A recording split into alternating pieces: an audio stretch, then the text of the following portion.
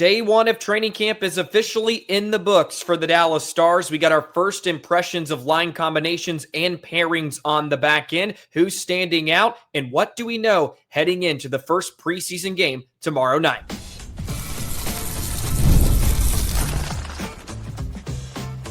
You're Locked On Stars, your daily podcast on the Dallas Stars. Part of the Locked On Podcast Network, your team every day.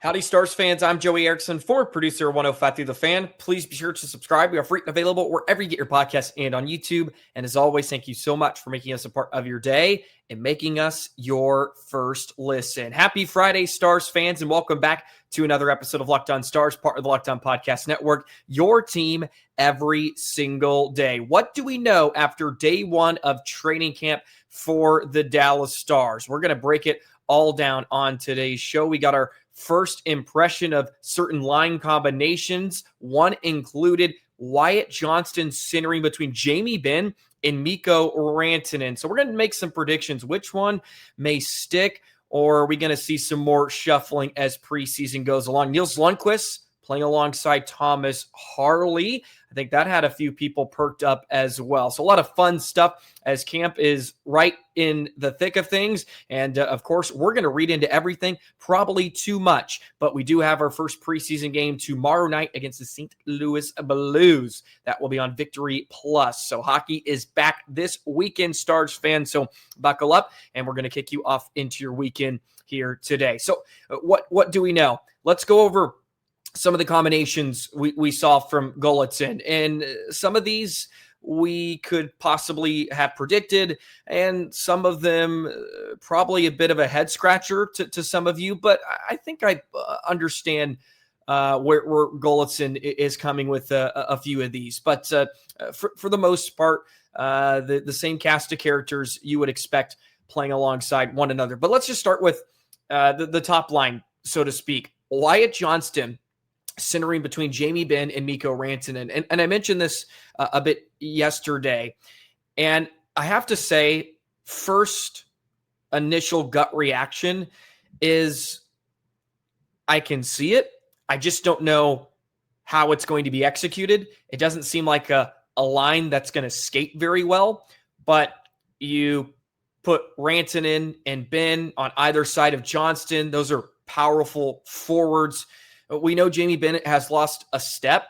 So my concern would be, can Benn keep up? Can Benn keep up with Johnston and Rantanen, who are such wonderful playmakers? And it's not like Rantanen and Johnston or McDavid skating around on the sheet, but they play with some good pace. They skate well, and is Benn going to complement Johnston and Rantanen together? I love the fact that the Stars may shuffle things around up top and have Johnston with Rantanen. I think that could be a really, really saucy combination, just because Rantanen is so good along the walls. He uses his body, his size, his awareness, that I think that would really complement Johnston's game as a guy that stick handles through traffic. He plays well in space, and I think they would be a really nice duo if you find a piece that could complement them. Is it Jamie Benn? I don't know, but they seem to at least trot it out there here on day one, and we'll see if it materializes or not. If it wasn't Benn, I would be really interested if they threw Duchesne on that line, because you two center icemans. And Duchesne, again, a guy that holds on to the puck. I guess Johnston's sort of similar in that way as well. Or Maverick Bourque, to be completely honest. Have another young gun up there. And Golitzin made the point that they're going to get a chance. They're going to get an opportunity. New year, new coach, new eyes on them. And there's an opportunity for them to step up and elevate themselves in the lineup. But that Johnston, Benn, Rantanen line and combination is interesting. I don't know if it sticks. I would probably predict it doesn't, but I can see where Golitzin is coming from. And you never know. I think sometimes you just have to see it in action. You have to see it against competition before you can really, really make strong convictions on it. Then we saw Hintz, Robertson, and Bork. So, I mean, that's a great opportunity for Bork right there, playing with Hintz in Robo. So they don't seem to want to break them up. And I don't know why you would. I mean, we've seen it. Robo and Hintz can just go on an absolute tear when they're firing on all cylinders. So it's just about finding that right complement. I think Bork is actually a phenomenal complement to that line. Sort of, I think Bork can be a Joe Pavelski type of player. Not the fastest skater in the world, but he is not afraid to get to the dirty areas. Bork has some of that in his game. I've talked about it. I like how he gets to the crease. He likes to muck it up, plays a bit tougher of a game, I would say, than even a Rope Hintz because he doesn't have that type of speed. So he has to get to some of those harder areas to score. And I think that could be a really strong line because you get Robo the goal scorer, Hintz with the speed, and then Bork, who we talked about recently, he's a playmaker at heart. He can make plays. He finds plays. He can find his teammates. And a year under his belt, I think that should provide him with a lot of confidence. And he gets to play with really, really great players. That's going to help in itself, you would think. And instead of playing on the bottom six and playing less leverage minutes or playing with, line mates, just face it, you're not going to score a ton of points with. You're not going to be productive. But with Hintz and Robertson, I think Bork could be a perfect complement. He seems like a Joe Pavelski type. I think that could be really, really good. Then you get Duchesne, Seguin, so they haven't broke them up. And then they put Steele with that. Goldson did mention over the summer, I believe he did an interview with DLLS over the summer and talked about having Steele on that left side with Duchesne. Again, it provides you with another center iceman. Steele, I think it's a perfect fit for that duo too, just because he plays a really straightforward game. Duchesne likes to be sexy. We know it. He likes to get in the spin cycle. He likes stick handle, and it's great. It's beautiful. It worked a lot last season, except in the playoffs. Had 82 points. Seguin, remember, was off to a point per game pace in 20 games until he had season-ending injury, or at least regular season ending surgery. Steele just plays direct. He just goes to the net. He plays hard, defensively really responsible, whereas Duchesne can lack a bit defensively at times. Steele gives him sort of a buffer, sort of a safety net because of his defensive responsibility. We see it on the PK, and this is a great opportunity for him to get to play too with some guys. They're aging a bit, but can still be productive. We've seen that, and who knows? I think Seguin. I think he still has some juice, and he can still be productive because of his ability to adapt to his body and his game. Your fourth line. So back Faksa, Bastian, Blackwell, and it's Bastian, Blackwell are kind of battling for that right side. So maybe I came into this training camp, came into the year just thinking about the two wrong players for a certain position, because I feel like Beck is going to be the odd man out, or at least I did coming in to the year. And I mentioned that to Robert, and maybe he thought I was cuckoo a bit. But this is Bastian and Blackwell, which makes sense because you get the right wing. And Robert brought up a great point that I didn't really thought about. Is they were playing Beck on the wing to begin with. Later in the season, so he had a lot of starts there. He was comfortable there. So that's a great point. So maybe it is Blackwell and Bastian who was really going to battle out for a chance to be the 12th or 13th forward. So that's at least how it lined up today. So Faksa down the middle. I mean, that's good down the middle. I mean, Johnston, Hintz, Duchesne, Faksa, that's strong. And yeah, you don't have a ton of sexiness on the left side with Benn, Robo, Steele, Beck, but you still have the possibility of Rantanen for a full season, the possibility of Bork stepping up. And as we heard from Jim Nill yesterday, that's going to be, it seems to at least their eye, it's going to define their season, whether some of these guys really step up and fill these roles. Otherwise, Dallas is going to have to make some acquisitions and make something happen on the move. But that's what they trotted out there up front, which is really interesting. We'll also take a look at what they're doing on the blue line, and then Stars Thoughts. Robert Tiffin put out some quotes and highlighted some stuff in an article I want to share with you as well. So we'll do that in just a moment.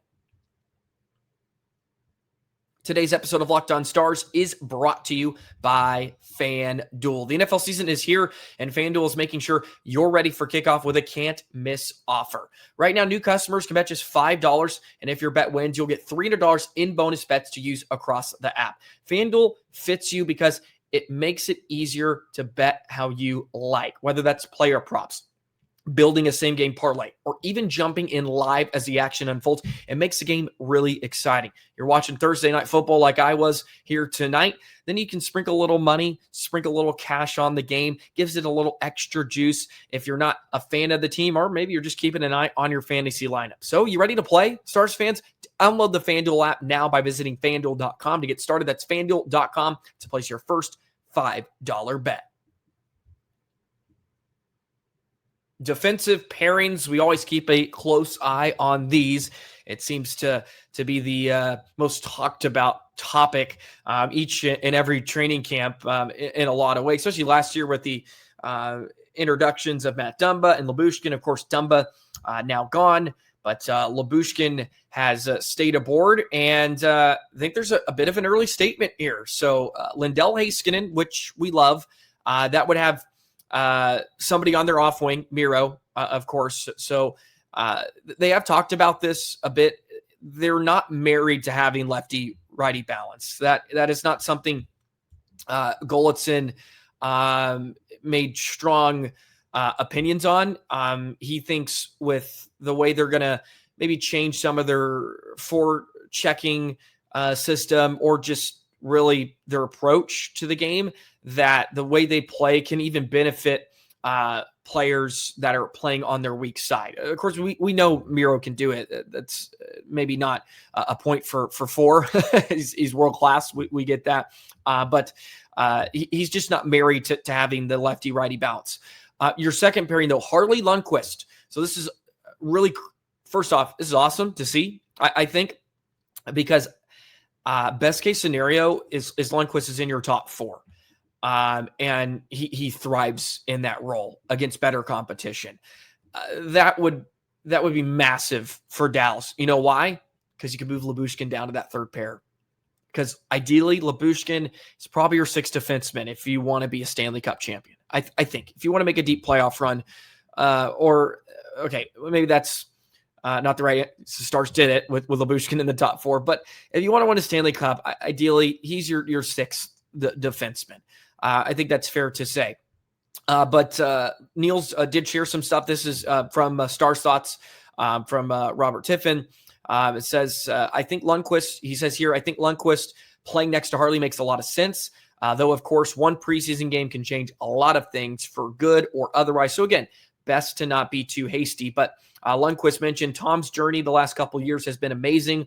Lundkvist said, he's an amazing player, probably like top 10 D in the league now. It's been awesome. It's been awesome to see. Great player, great person. I can learn a lot from him. He said, I don't know what's going to happen, Lundkvist said, but right now it looks like we're playing together a little bit. It's awesome to play with him. So we'll see if they get together in the preseason game against the Blues tomorrow, and we'll certainly learn a bit more there. But it's cool to see that he's getting that opportunity. The Stars are playing at home, by the way, which usually means they're going to play a majority of maybe not majority of their lineup, but more pieces of your lineup. That seems to be the nature of preseason. You kind of send your B squad maybe on away games and whatnot. But I think that's great to see Nils Lundkvist getting a chance with Harley because I think that's best case scenario for Dallas at this point with their personnel, because then Lyubushkin can be dropped down. And let's face it, that gives Petrovic a chance too, if you feel more comfortable having Petrovic and Bishop play together on the third line. And then maybe that gives, I guess this is another, benefit of Lundkvist playing in the top four. Lyubushkin doesn't have to play so many minutes. He played a lot last year. He played a ton. And he was playing in high leverage chances, high leverage situations. You look at his total time on ice. So the previous year in Anaheim, he played 747 minutes in 55 games. He ended up playing 1,100, just over 1,180 games last year, and he played a lot in the postseason. I mean, he was good. He was just fine during the regular season. We talked about that a lot. We talked about it so much during last season, but taking some minutes off of him is a good thing. And then it would give you the opportunity to switch Petrovic in and out a bit with Lyubushkin. We already know Petrovic can thrive next to Lyubushkin. We saw in the postseason. We talked about last spring that felt like the Stars' best D pair sometimes was Bichel and Petrovic. No, they're not playing against McDavid straight up every time, but boy, they looked good, and they were one of the few bright spots, it felt like, on the defensive side of things for Dallas. So there you go, with Nils playing with Harley, excuse me, and then of course you had Lyubushkin and Bichel. That just seems like your brawny, physical third pairing. They may leave a lot to be desired in puck mobility, though, so that is a bit concerning. Just because in today's NHL, I don't know if a pairing like that is going to work, but who knows? If you be physical and you hit the crap out of guys before they get in the zone, then maybe you can be successful. But Bichel, look, still, I mean, he's basically, this is going to be his rookie season. He had some growing pains last year. I don't know if Lyubushkin's going to be able to cover up some of those. But it is fascinating to see. So again, we maybe know a little bit more after preseason game number 1 tomorrow. But some extra quotes from Stars Thoughts that I wanted to mention as well. Nils said here, I have a ton of respect for the staff that was here and what they did. We had a lot of success and stuff like that. But you said new eyes, a new coach that looks at you, and a big opportunity for me. So he's certainly feeling that he has an opportunity to make big strides. Nathan Bastian, one of your newest Dallas Stars forwards, said, I honestly believe that at the end of the day, healthy competition is a good thing. And I'm a guy who I think benefits having good players around me. It helps with less complacency, I think. Not that I've ever gotten too comfortable in the league, but I think playing on a good team and being, let's just say, out of the lineup here, and there's a lot easier to manage when the team is moving in a positive direction. So that's good to hear from a guy that, could potentially be that 13th forward. Maybe he's not playing every day. And he realizes the chance that he has here in Dallas. It's a deep forward group. Maybe in a lot of other places, like he would be in the bottom 6. And some of that is up in the air. I have stated, I think he's going to play quite a bit, just based off what we've heard from Golitzin and the type of player he is. It just seems like sort of a great fit for Golitzin, for Bastian and the Stars. So we'll see how that all transpires. But obviously, as we saw in day 1, battling maybe with Blackwell to get some minutes next season as well. He also said, I just try to be reliable. I try to be trustworthy. I try to use my ears a little more than my mouth, and do as I'm told. Always that important adage. You should listen more than you speak. One from Ottinger here. Always good to get Otter in the mix. Compared to the summer I had before, I felt like I had 2 summers because I didn't get married and go on a honeymoon. So I actually got to, be home. When you're in our kind of role, when you look at your schedule in the summer and you have 3 weeks in a row where you're not committed to anything, it's like you tear up. You're so happy. I had a lot of that this summer, just a lot of family time, got to chill. I feel like it's always a good sign to end the summer that I was dying to get back here. That's what you want. So he's able to get away from the game. There's a great video on social media that the Stars put out about all the guys' travels. Otter said that he got a house built in Minnesota. He spent a lot of time with his wife there, and there was a trip to Italy, of course, for Miro Heiskanen's wedding. Mikko Rantanen got engaged. So there was a lot of busy stuff happening in in these guys' lives over the 3 months. So they're well rested and ready to get back at it, and great to see the boys back in camp, and they're going to be thrusted into action here already tomorrow, Saturday night, Blues and Stars. So we'll discuss maybe what we'll see there, and the opportunity to see some young cats as well. So we'll continue to discuss that in just a moment.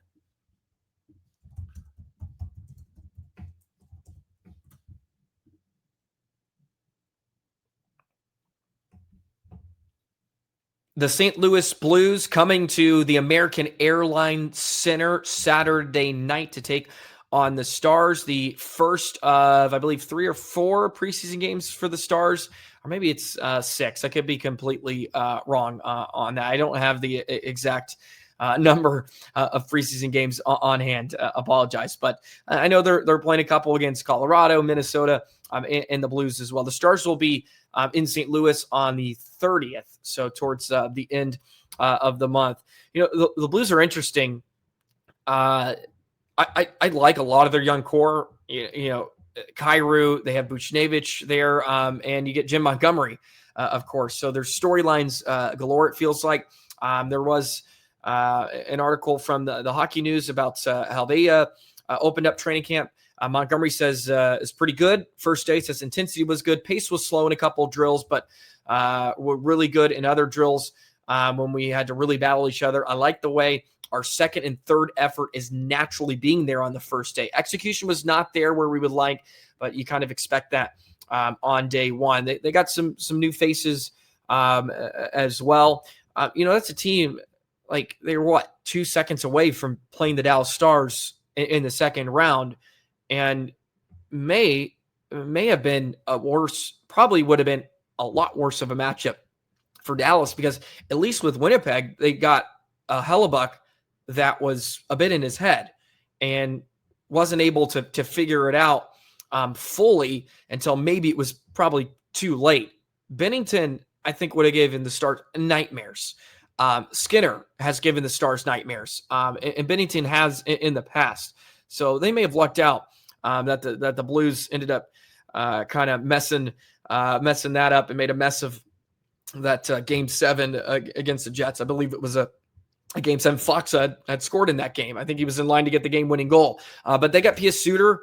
Remember that tweet out about him potentially going to Dallas like in the middle of the season last year, and we did an episode on it. What a waste that was. But he signed for 2 years. They ended up adding Bukestad as well, so that they got a bit heavier, some more veterans on the bottom six. They acquired Zach Bolduc from the Montreal Canadiens. So that's a guy that could potentially win be a more steady defenseman at the NHL level. They have a lot of new faces and some interesting cats. But of course, we're focusing on Dallas and kind of seeing what Dallas is going to throw out there.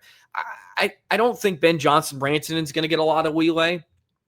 I feel like you're going to, I think Bork would be really interesting on that line.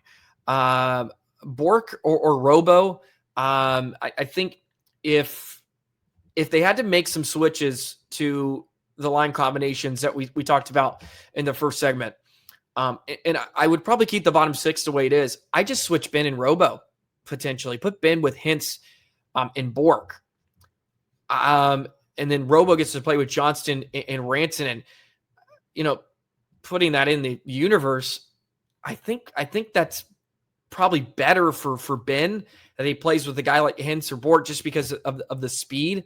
And then, Robo, we all know what he can provide defensively too. Like, let's be honest, he's pretty underrated defensively. We'll see if Johnston continues to grow in that area. But I think Ben with Hintz and Bork actually could be intriguing, just because, Ben, look, we saw it. He's sort of, kind of a fourth line checker, at least last spring.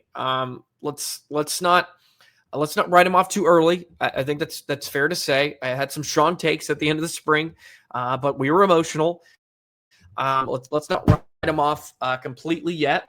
Let's see what he can bring, and maybe he has some juice left in those legs, right? Maybe he's got some juice left at 36, and he can make something happen. And if they put him in spots to succeed, they put him with some players that can help complement him, I think he'd have a good year. I really do.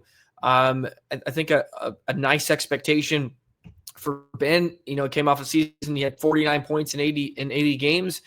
I don't think it's out of the question that the Benn could get to 20 goals. And he hovers around, 45 to 50 points. I think that would be big for Dallas. 20 goals and he hovers around 40 points even. I think that's okay. Maybe not in a top 6 role, but as a power play guy, he scores 5 to 10 power play goals, and maybe he does get dropped down in the lineup. Maybe he's playing in the bottom 6. He can still contribute there. I think that's reasonable. I think that would be big for Dallas. I think it's probably asking maybe a bit more than you would normally expect. So Stars and Blues, they got Milan Lucic, by the way, as well. So he was added. They got a lot of young stars. You'll see Jimmy Snuggerud. I'm sure they got their couple young guns like Robert Thomas, Neighbors. They got a lot of good players. And Monty, we know he's a good coach. He's a great coach. And I think the Blues are just going to be they're just going to be a thorn in a lot of teams' side the next 5 to 10 years. Just they have a really, really young core that got some experience. They got a taste of it last year. They were so close to winning a playoff round. Once they do that, and Bennington really found himself again, really from the Four Nations face-off on. He was great. So I'm looking forward to it. I perhaps may do a crossover episode with Haley of Locked On Blues in the next couple of days as well. So we may break down the game and talk about some of our takeaways. So that could be a lot of fun as well. Try to get some crossovers going with certain teams before we kick it into gear for opening night in under a month now. Stars versus Jets. That's going to be a big one. So I can't wait. But Blues versus Stars tomorrow. Puck drop at the American Airlines Center on Saturday night is scheduled 6 o'clock at the AAC. And then we'll talk about it on Monday.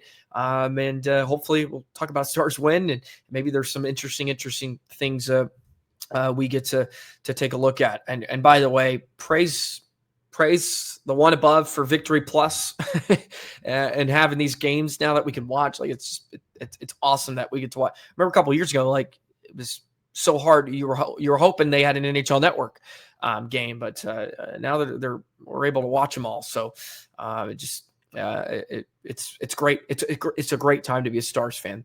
That's what I'll say. But please hit the subscribe button, drop a comment as well. Thank you, as always, for the love and support. I'll be working some games this weekend. The Ice Rays opening their season against the Brahmas Friday, Saturday. So I'll be busy. Be nice to get back in the booth and just yell a bit, scream, have some excitement. Hopefully, Ice Rays get a couple wins this weekend. So enjoy your weekend, Stars fans. Enjoy the game Saturday night, and we'll see you in the next episode of Locked On Stars, part of the Locked On Podcast Network, your team every single day. So long, Stars fans.